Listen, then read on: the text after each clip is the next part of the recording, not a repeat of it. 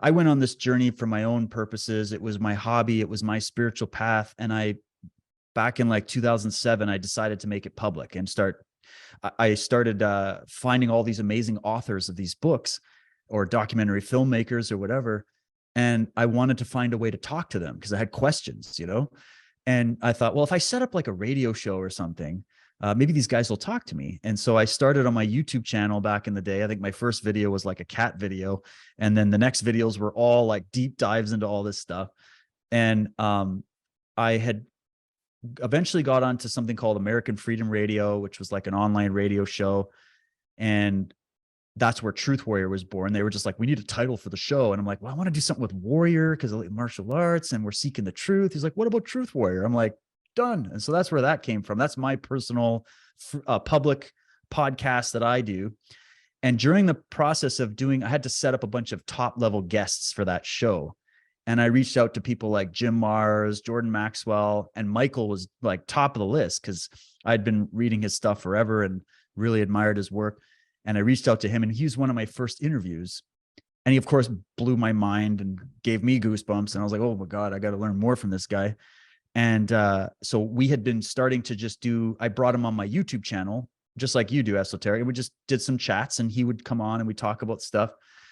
And then we started doing these events that were like live interactive events with him, where we would do it like a Skype call and then stream it out. And it was called MSAR Conspiratorium. And people would just ask questions and it would start conversations. And I eventually told him, I said, well, why don't we stop just doing this for free? Like you're out there starving doing this work. Like, why is that? And we could make better production if we just made it into something. And so we started Unslaved in 2000. We talked about it in 2015. It officially started 2016. And we got censored immediately on YouTube, just immediately.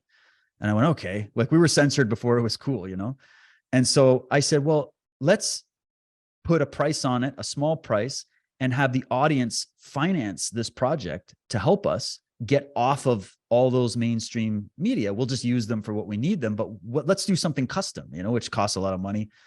So we made Unslaved as a place, and we're still refining it and still working it, where basically Michael could pull all these projects off the shelf that he'd been sitting on for a long time because he didn't have the proper medium to do it. And that I could act as like I could add my own little 2 cents here and there, but the main thing was I was trying to help translate what he was saying to just average people, right? Because sometimes when he gets going, it's just like, what can we get what's the dictionary of definite? What's that word? So I went, okay, I can act as that buffer. And it just was a good chemistry, So he liked working with me. I liked working with him.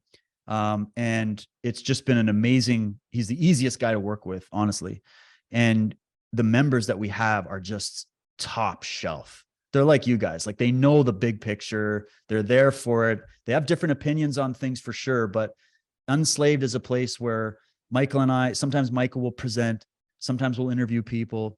He'll do these premium productions where it's just all straight research and source material for you. We've got a forum on there. And this is the thing that saved me actually when my dojo got shut down. Because when that got shut down, we lost like 60-70% of our income overnight. And Unslaved, thank God, was what allowed us to continue to work. I didn't have to take a penny from the government. I didn't have to go get a full-time job, which would allow me to make it even better. So Unslaved is it's like a museum. And it's like $6-7 a month.